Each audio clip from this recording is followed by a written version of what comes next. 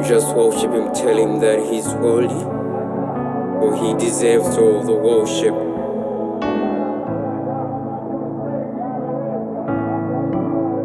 Come on, join up with the angels. Let us declare him holy in our lives, holy in our businesses, holy in our homes, holy in our families. He is worthy, he is worthy.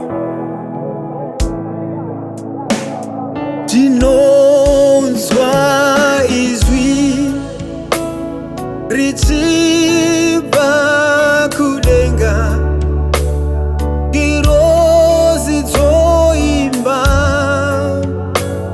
dzichiti mutsvene. Tinonzwa izwi richipa kudenga, ngirozi dzoimba dzichiti mutsvene. Ndinonzwa izwi richipa kudenga, richipa kudenga, dzoimba kuti muri mutsvene.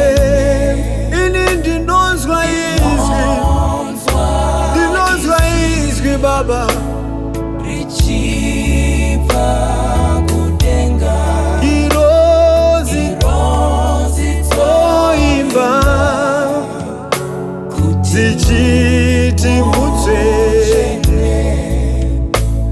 mutsvene, mutsvene, mutsvene, mutsvene, mutsvene, Muri mutsvene, muri mutsvene Baba, muri mutsvene, oh muri mutsvene, mutsvene, oh muri mutsvene Baba, mutsvene, muri mutsvene Jehovah, muri mutsvene Baba, Baba, oh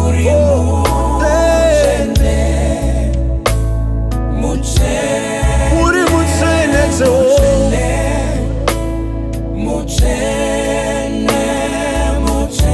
Mudzi wa Davhidha, oh muri mutsvene Baba, muri mutsvene Baba, muri mutsvene Jehovah, muri mutsvene Baba, mutsvene, mutsvene Baba, oh muri mutsvene. Mangwanani dzorumbidza, masikati dzorumbidza, madekwani dzorumbidza, uri mutsvene. Mangwanani dzorumbidza, masikati dzorumbidza, madekwani dzorumbidza, uri mutsvene, mutsvene. Ndinonzwa izwi richipa kudenga, ngirozi dzoimba Baba, iti mutsvene. Ndinonzwa izwi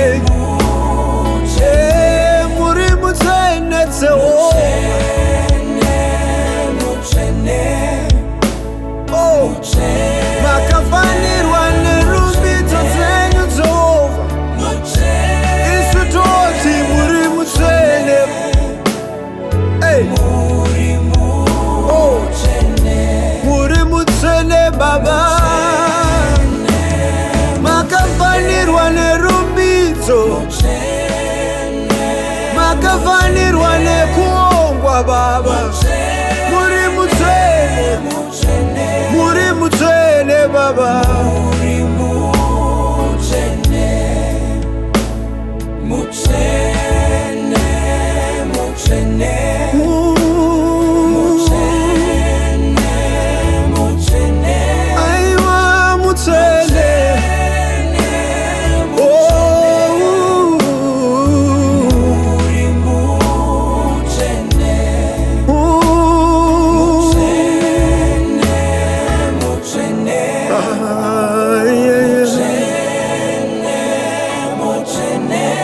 Mutsene, Mutsene, Mama. Oh, thank you, Jesus.